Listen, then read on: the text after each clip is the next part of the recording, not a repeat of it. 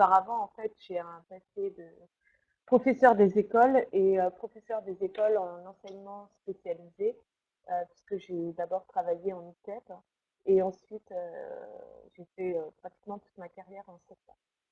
Donc je vais vous parler aujourd'hui de pourquoi et comment mettre en œuvre un enseignement explicite. Madame Tual, je me permets juste de préciser que maintenant nous avons un peu tous construit cette habitude-là, mais je me permets de le rappeler. Le chat est bien sûr à votre disposition pour poser des questions. Vous voyez là dans le plan, il y a 3 parties. Nous sommes convenus du fait que à l'issue de chacune des parties, François Ventroux et moi-même aurons la possibilité de poser vos questions à Madame Tual. Bien évidemment, si nous prenons le relais sur vos questions, c'est parce que c'est parfois un petit peu plus simple, mais ponctuellement, vous avez entière liberté pour ouvrir vos micros au moment des questions, ouvrir vos caméras et créer un petit peu de lien, bien sûr, hein, pour prendre la parole en direct. Hein. Voilà. Donc, n'hésitez pas à utiliser le chat. Nous faisons la synthèse progressive des questions et il y a un temps d'échange qui est prévu progressivement aussi. Merci. Merci Madame Pouchereau. Donc voilà, en fait le plan de l'intervention est divisé, enfin cette intervention est divisée en 3 parties. La première, c'est pourquoi mettre en œuvre un enseignement explicite, revenir un petit peu sur les origines de l'enseignement explicite, d'où il vient. Une deuxième partie, qu'est-ce que l'enseignement explicite exactement? Et puis une troisième partie, vraiment comment le diffuser à grande échelle, comment le mettre en œuvre, quels sont les freins et les leviers à la diffusion de l'enseignement explicite. Donc, je vais commencer par essayer de répondre à cette première question. Pourquoi mettre en œuvre un enseignement explicite? Alors, la première partie de la réponse à cette question, c'est d'abord que c'est une recommandation des programmes et particulièrement en fait au cycle 2. Voilà, c'est un terme qui revient très souvent et en effet, plus particulièrement pour ce qui est de l'apprentissage de la lecture. Et, même enfin, du lire, écrire, mais vraiment c'est un terme qu'on retrouve plus spécifiquement pour la lecture. On demande que l'enseignement soit structuré, explicite, on demande un apprentissage explicite du français, que les démarches et stratégies de compréhension sont enseignées explicitement. L'étude de la langue doit faire l'objet d'un enseignement spécifique, rigoureux, explicite. Voilà. C'est quelque chose qu'on retrouve aussi au cycle 3, toujours plus particulièrement sur la lecture. Hein. On continue, on dit que l'enseignement explicite de la compréhension doit être poursuivi. Et même jusqu'au cycle 4, en fait, on parle d'une démarche explicite et d'une étude de la langue explicite.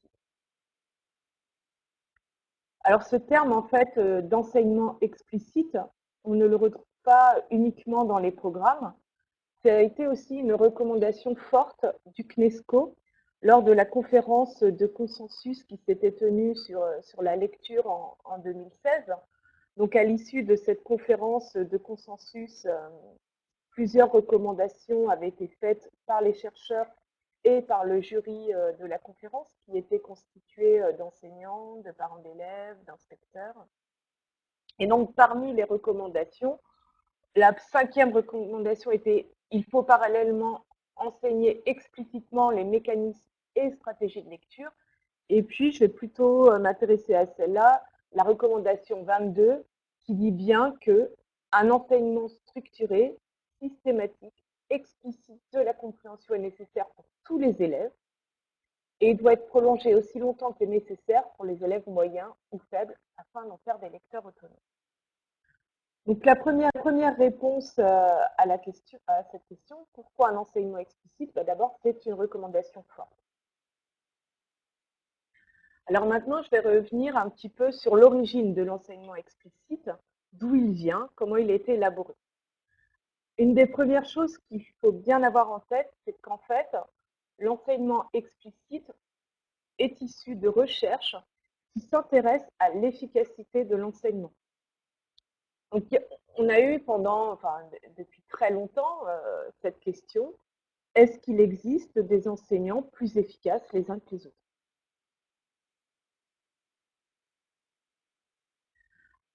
Alors, c'est difficile en fait. Madame Toile?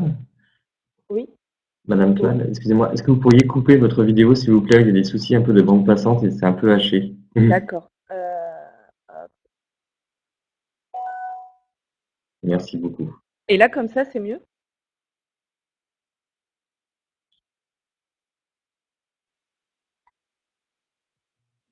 Oui, beaucoup mieux. Ah, Pas de souci. ok, très bien. Bon.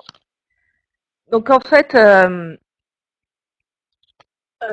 oui, j'en étais sur l'efficacité. En fait, comment définir un enseignement efficace? Savoir si son enseignement est efficace, en fait, c'est très compliqué parce que c'est un concept qui est relatif. En fait, il faut une comparaison. Une pratique, elle est plus ou moins efficace, enfin, elle est plus efficace qu'une autre pratique, etc. Et puis, en fait, il faut avoir en tête aussi que l'efficacité, le but d'amélioration de l'efficacité d'une pratique, en fait, c'est pour améliorer les apprentissages des élèves. Donc, la question, c'est comment on fait pour essayer d'identifier une pratique efficace. D'abord, on sait qu'il faut comparer les pratiques, et il faut en plus mesurer cet effet sur les élèves. Et donc, il y a plusieurs recherches qui se sont intéressées à cette question. Il y a vraiment deux types de recherches que je vais vous présenter assez rapidement. Il y a les recherches qu'on appelle processus produit, en fait, où là, on observe les enseignants, où on les interroge sur leurs pratiques et on essaye de mettre ces observations en relation avec les progrès des élèves. Et puis, il y a les approches, un autre type de recherche qu'on appelle les approches expérimentales ou quasi-expérimentales, où là, on va tester une méthode. Et je vais vous présenter rapidement ces deux types de recherche. C'est bon? Du coup, on m'entend mieux là? C'est plus clair? Oui, Très bien, je continue. je ne sais pas si vous Beaucoup plus m'entendez, Si, clair. si, moi. très bien, Oui, c'est beaucoup plus fluide. très bien. Donc, je Oui, en continue. fait, le PDF hein, qui défile, le diaporama prend beaucoup de bandes passantes aussi. Donc voilà, sans les caméras, c'est plus fluide. Très Merci. bien, j'y vais. Et s'il y a un problème, vous m'arrêtez. Donc, en fait, je vais revenir sur les recherches processus produits. Donc, j'ai essayé de schématiser pour mieux visualiser. On va observer, alors, processus, c'est les pratiques des enseignants et produits, c'est les progrès des élèves. Donc, on essaye de voir en quoi certaines pratiques vont plus ou moins influencer les progrès des élèves. Donc, on va essayer de les caractériser. On va utiliser deux moyens. Soit on fait passer des questionnaires aux enseignants. Voilà, on leur pose des questions sur leur pratique. C'est ce qu'on fait notamment dans les enquêtes internationales, dans PIRLS.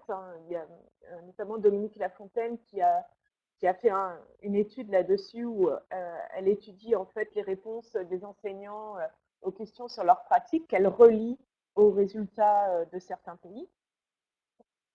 Mais bon, c'est vrai que les questionnaires, faire passer des questionnaires aux enseignants, c'est intéressant, puisqu'on peut, c'est moins coûteux, on peut avoir beaucoup de réponses. Par contre, il faut toujours, il y a la limite, c'est que ce sont des pratiques auto-rapportées. Et puis évidemment, ce qui est plus intéressant, c'est l'observation en classe directement, où là, on va dans les classes, on observe les pratiques, on essaye de les caractériser et de relier ça au progrès des élèves. Donc évidemment, là, ce sont des recherches qui sont beaucoup plus coûteuses, qui sont assez rares, notamment en France, parce que ça demande de mobiliser beaucoup de moyens. Alors, je vais vous présenter, alors il y en a, sachez qu'il y en a eu plusieurs. Je vais vous en présenter une recherche de Connor qui commence à dater un petit peu, qui date de 2004, qui avait été faite au niveau CE2. L'objectif, en fait, c'était d'essayer de voir comment les pratiques des enseignants pouvaient avoir un effet sur les performances des élèves en lecture et plus spécifiquement en compréhension écrite. Donc, les enseignants, enfin, on a observé les pratiques des enseignants dans 43 classes. Et puis, on a mesuré les progrès des élèves sur 73 élèves. Donc, les pratiques ont été observées en début, en milieu et en fin d'année. Donc les observateurs étaient formés, avaient une grille d'observation et allaient passer toute une journée dans la classe, observer les pratiques des enseignants. Donc pour les coder, en fait, ils regardaient principalement certaines choses. D'abord, ils regardaient est-ce que l'activité est dirigée par l'enseignant ou dirigée par l'élève. Alors, dirigée par l'enseignant, ça veut dire que c'est l'enseignant qui dirige l'attention des élèves sur l'objectif d'apprentissage. Par exemple, si on travaille sur la lecture, ça va être l'enseignant qui va lire à voix haute et qui va diriger explicitement les élèves sur, mettons, un tel processus de compréhension. Quand on dit que l'activité est dirigée par l'élève, c'est lorsque, mettons, on le met tout seul en lecture silencieuse à répondre à des questions sur un texte. On va regarder si l'enseignement est implicite ou explicite. Est-ce qu'on va travailler explicitement la compréhension ou alors est-ce que la compréhension va être travaillée au détour d'une autre activité? Et enfin, ils ont regardé si les activités étaient plutôt centrées sur le code, l'apprentissage de la lecture en tant que code, ou sur la compréhension. Et donc, comme je vous le disais, ils ont fait des évaluations en début et en fin d'année en compréhension écrite, lecture, culture générale et vocabulaire. Donc, le premier résultat qu'on peut voir de cette étude, c'est d'abord une très grande variabilité des pratiques. En fait, sur les 43 classes observées, on voit que les enseignants passent en moyenne entre 15 minutes et 2 heures à l'étude de la langue. Donc, rien que sur le temps passé, il y a une très grande variabilité entre les enseignants. Donc, il y a bien une variabilité des pratiques. Et ça, c'est quelque chose qui a été retrouvé aussi. Roland Guagou, dans sa recherche Lire et écrire au CP, a fait une étude un petit peu semblable où ils sont allés observer les pratiques des enseignants dans les classes de CP. Et pareil, ils ont observé une très grande variabilité des pratiques dans la mesure où, en fait, certains enseignants passaient très peu de temps à l'enseignement de la compréhension, alors que d'autres enseignants passaient beaucoup plus de temps. En moyenne, ils ont observé aussi que les enseignants pratiquaient 20 minutes par jour d'enseignement explicite et simplement, alors c'est une moyenne, 1 minute par jour à l'enseignement explicite de stratégies de compréhension, ce qui est très très peu. C'est aussi ce qu'a retrouvé Roland Guagou en CP en observant qu'il y a déjà il y a très peu d'enseignement de la compréhension en CP et encore plus très peu d'enseignement explicite de la compréhension. Alors le résultat extrêmement intéressant en fait de cette recherche, donc je vous disais, on a codé les activités, on a essayé de voir si les enseignants pratiquaient un enseignement implicite, explicite, si l'activité était dirigée par l'enseignant ou dirigée par les élèves. Et quel est le résultat de cette étude de fin d'année? Un score de compréhension. Et puis ici, alors je ne sais pas si vous voyez un score de compréhension. Et puis ici, alors je ne sais pas si vous voyez, j'ai un pointeur ici. Ah oui, là. Donc en fait, ici, c'est le temps passé par les enseignants à pratiquer un enseignement explicite. Et on a essayé de voir cet effet sur des élèves qui sont forts au départ, des élèves qui sont moyens et des élèves qui sont faibles. Et quel est le résultat de cette étude? C'est que, en fait, plus plus l'enseignant passe de temps à effectuer un enseignement explicite et plus ça a un effet sur la progression des élèves, mais des élèves les plus faibles. Donc en fait, et ça n'a pas d'effet en fait sur les élèves qui sont bons au départ. Alors est-ce que je suis claire dans cette explication ou est-ce que ouais.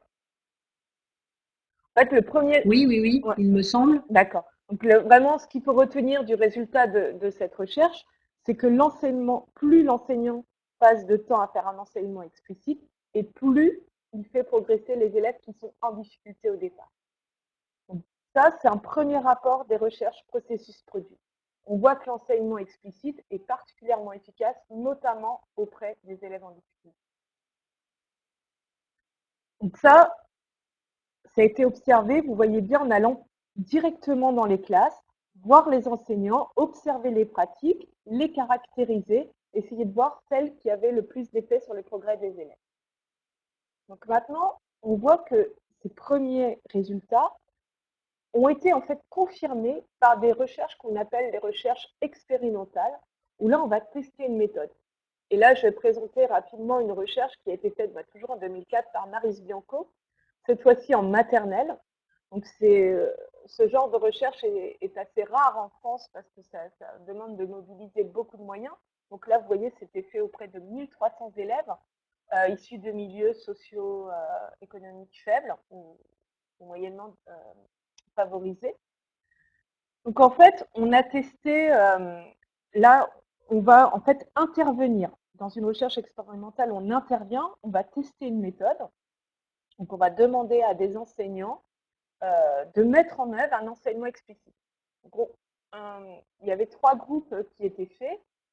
Des enseignants qui allaient effectuer un enseignement explicite de la compréhension, des enseignants qui allaient faire des lectures partagées, et puis des enseignants qui n'allaient pas travailler la compréhension, mais qui allaient travailler la phonologie. Donc c'était sur des séances de 30 minutes par semaine, pendant 14 à 16 semaines, avec en petits groupes de niveau. Il faut voir que, en fait, tous les enseignements étaient faits de cette façon, avec une séance de 30 minutes par semaine, pendant 14 à 16 semaines, avec un petit groupe d'élèves. Donc là, en fait, rapidement pour vous dire une lecture partagée, donc les enseignants dans ce groupe de lecture partagée travaillaient la compréhension, mais à partir d'une lecture à voix haute de l'enseignant, et puis qui suscitait en fait une discussion autour de l'album. Et pour vous dire, en fait, on travaille quand même la compréhension, puisque en fait, on pose des questions ouvertes, on félicite l'enfant pour sa participation, on modélise, on répète ses propos, et puis voilà, enfin, on le fait reformuler, etc., etc. Par contre, dans l'enseignement explicite de la compréhension, là, en fait, on visait vraiment une compétence spécifique et on apprenait, par exemple, aux élèves à se faire une représentation mentale. Alors, je vous ai mis un exercice pour vous représenter un petit peu ce que ça peut donner. Donc, l'enseignant lit une histoire, il dit aux élèves clairement, ben voilà, aujourd'hui, on va apprendre que pour bien comprendre un texte, il faut réussir à s'en faire une représentation. Alors, il dit pas ces mots, évidemment, il dit une image, voilà. Et on va s'entraîner à se faire cette représentation. Donc l'enseignant lit à voix haute le texte plusieurs fois et il demande aux élèves de placer les personnages voilà, par rapport à l'histoire qu'il lit. Autre exercice qui peut être fait, en fait, voilà, l'enseignant va lire des phrases et il va demander de choisir parmi 3 bandes laquelle correspond à l'histoire. Donc là, on cherche plus à comprendre l'album ou l'histoire, mais on est vraiment sur un travail autour des stratégies de compréhension. Et les résultats de cette étude, c'est qu'en fait, les élèves, donc ensuite, on a lu des histoires aux élèves, et puis on les a interrogés sur leur compréhension, et on a comparé les résultats des 3 groupes. Et les résultats montrent que les élèves qui ont bénéficié de l'enseignement explicite ont plus progressé que les autres en compréhension. Donc là, c'était juste pour illustrer mon propos sur le type de recherche qui peut être fait. Mais en tout cas, sachez que, comme je le disais, il y a eu énormément de recherches qui ont été faites et qui ont en fait confirmé ces résultats d'un enseignement explicite qui est plus efficace qu'un autre enseignement de la compréhension. Donc pour terminer sur cette première partie, et avant de vous laisser la parole, ce qu'il faut retenir, c'est qu'au départ, l'enseignement explicite est défini à partir des pratiques de terrain. Il a bien été défini à partir de l'observation du terrain. On a mesuré, il a été testé, mesuré, Il a été identifié comme plus efficace, c'est-à-dire comme faisant davantage progresser les élèves, et particulièrement auprès des élèves qui sont au départ en difficulté, ce qui en fait un moyen de lutte contre les inégalités. Et voilà pour la première partie sur pourquoi mettre en œuvre un enseignement explicite. Et je vous laisse la parole si vous avez des questions. Et donc dans la deuxième partie, je vais voir qu'est-ce que l'enseignement explicite. Donc je vous laisse la parole. Si vous avez des questions. Merci beaucoup. Alors moi, j'en ai une première. C'est peut-être que je peux. Il n'y a pas de questions dans le chat pour l'instant, hein, sauf erreur de ma part. Donc n'hésitez pas bien sûr à ouvrir vos micros et à poser vos questions directement. La première question qui me vient à l'esprit, Madame Tual, c'est finalement ce constat qui est fait que l'enseignement explicite a des effets tout à fait positifs sur les élèves en difficulté. Est-ce que vous avez eu l'occasion de travailler en fait sur des observations des élèves qui, eux, ne sont pas en difficulté? Alors, on voit bien sur vos études là que ils ne sont pas pénalisés par un enseignement explicite, mais finalement, que se passe-t-il chez eux? Parce que la ligne est complètement à l'horizontale, c'est ça, ils ne progressent pas plus avec un enseignement explicite. Non, en Je sais fait, pas si la question. si. Alors, ils progressent pas moins, mais ils ne progressent pas plus. Oui, c'est ce que je disais. En fait, de toute façon, les bons élèves, quelque part, quoi qu'on fasse, ils réussissent. On sait que l'effet maître, l'effet des pratiques, il est plus important. Le changement de pratique a plus d'effet sur les élèves en difficulté. Alors, je ne sais pas si ça répond à votre question.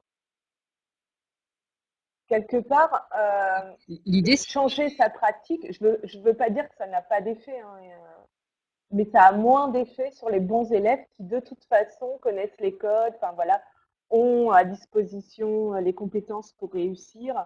Et changer sa pratique, ça a moins d'effet sur les très bons élèves.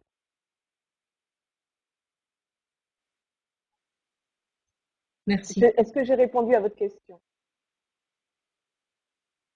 Oui, tout à fait. Après, non, mais on a bien vu que de toute façon.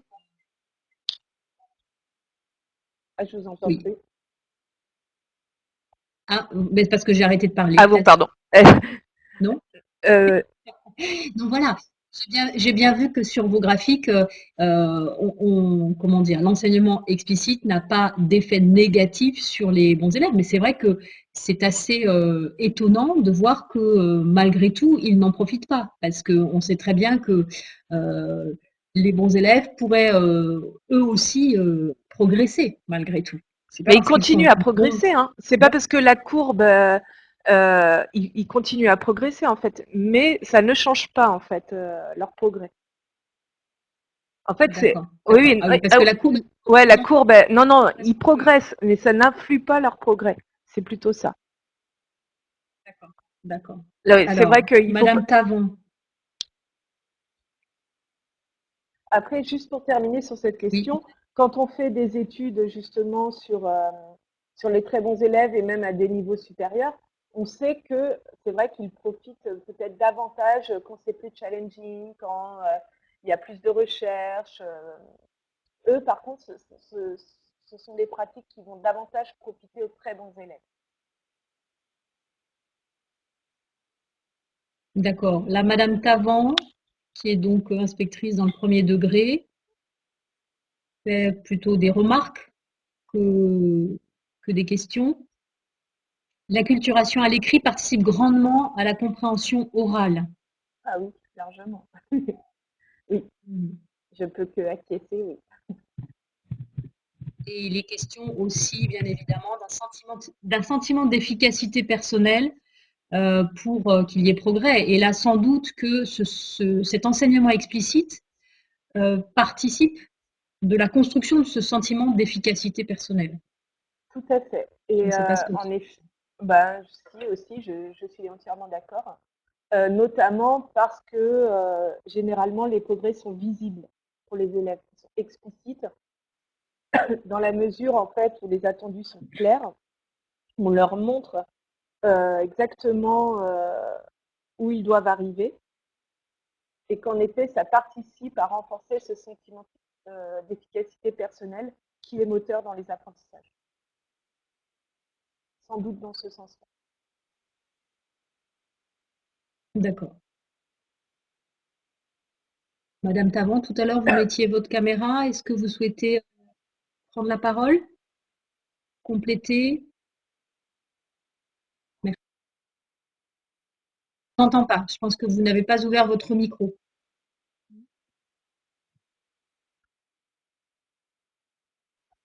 On ne vous entend toujours pas. Toujours pas.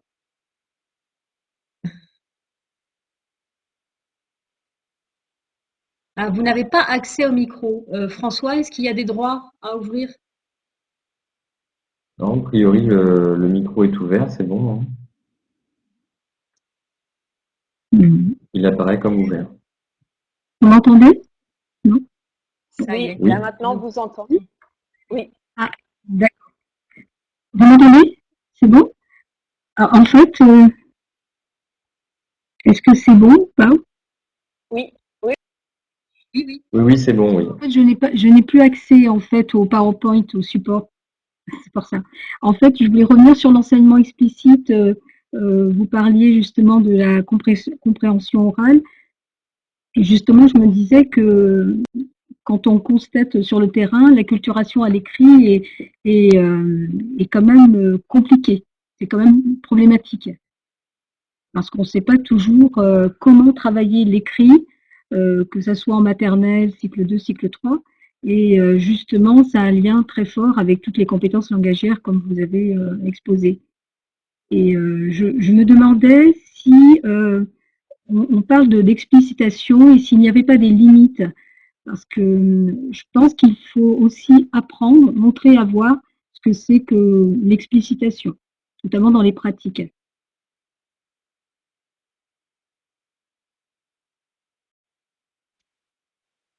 Et du coup, je suis pas sûre d'avoir compris en fait la question. Alors, je me disais que on parle d'explicitation dans les programmes, dans le guide, et puis quand on regarde sur le terrain, eh bien, on se rend compte que ça pourrait paraître simple, et en fait, c'est assez compliqué. Parce que ça demande à l'enseignant de devenir expert dans la transmission des savoirs. Et puis, là, je me rends compte que, en fait, il faut accompagner davantage dans l'explicitation, que ce soit dans l'analyse grammaticale, que ce soit dans la production d'écrits, que ce soit dans la compréhension en lecture. Ben, c'est exactement tout ce que j'allais dire après. C'est un constat que je Non, mais fais. c'est très bien. Et donc, je mets en place des projets justement pour travailler sur ces pratiques et pour justement montrer à voir et puis former, faire une formation parce que ça paraît simple, mais en fait, c'est un nouveau paradigme qu'il faut accompagner. Voilà, c'était juste une réflexion que je Mais partager. c'est vraiment exactement. Enfin, je ne peux aller que dans votre sens parce que c'est exactement toute la suite de mon propos. Que ça paraît simple et que ça ne l'est pas, et qu'en effet, ça demande un accompagnement fort des équipes. Mais c'est très bien, on va dans le même sens. D'accord. Et puis, la deuxième chose, si je peux me permettre, est-ce que je peux? Oui. Bien, juste pour ajouter par rapport au sentiment d'efficacité, il me semble que ça c'était ma première partie, c'était au niveau des enseignants, mais au niveau des élèves, vous parliez justement des bons élèves qui avaient peut-être facilement accès parce qu'il y avait un environnement acculturant très fort, mais peut-être que le sentiment d'efficacité joue un rôle important, et notamment dans l'engagement, comme André Picot le précise en fait, les différentes phases de l'engagement, euh, créer des conditions pour justement favoriser un engagement de réussite. Donc, d'où segmenter, fragmenter les unités d'apprentissage. Voilà, c'était un partage de réflexion. Je suis, enfin, voilà, je suis d'accord avec vous aussi, hein, Je vous remercie. qu'en effet, que notamment, enfin, ce sont des choses qu'on voit notamment pour la compréhension qui demande un engagement cognitif coûteux. Si on n'a pas ce sentiment d'efficacité, cette sensation qu'on va réussir, en effet, c'est plus difficile de s'engager dans un traitement cognitif coûteux comme la compréhension. Je vous remercie, je ne voudrais pas trop monopoliser. Bon, je vous avouerai que c'est un sujet qui j'ai beaucoup d'intérêt puisque j'ai beaucoup travaillé sur ce sujet. Donc, je mets en place, si vous voulez, au sein du terrain, cette problématique, ce paradigme. Ben, merci beaucoup. Et après, enfin, à la suite de l'intervention, vous pourrez aussi dire, par rapport à ce que je vais dire, si vous êtes d'accord ou pas, aussi sur le terrain, vous voyez autre chose que ce que je dis.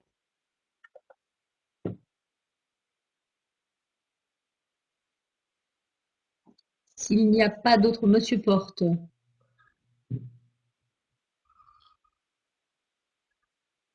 Alors, quand Monsieur même la Porte, parole, Monsieur Porte, vous avez le droit. Une typologie. Bonjour tout le monde. Non, c'était juste une question parce que effectivement, l'explicitation, c'est quelque chose sur laquelle on insiste de façon très importante. Pour autant, on se rend compte que chasser l'implicite dans les apprentissages, c'est vraiment une tâche qui est complexe. Moi, je rejoins tout à fait ce que vient de dire ma collègue. Est-ce qu'il existe une typologie de ces apprentissages implicites, de ces éléments implicites contenus dans les apprentissages? Alors, peut-être pas pour tout, mais en tous les cas, je vais vous en donner certains justement dans la partie suivante sur ce que c'est que l'enseignement explicite et notamment de la compréhension. C'est ce que je vais essayer de voir dans la deuxième partie. Et peut-être que vous pourrez me dire peut-être après si j'ai répondu à votre question après la deuxième partie ou si vous avez besoin encore de réponses complémentaires. Avec plaisir. Merci.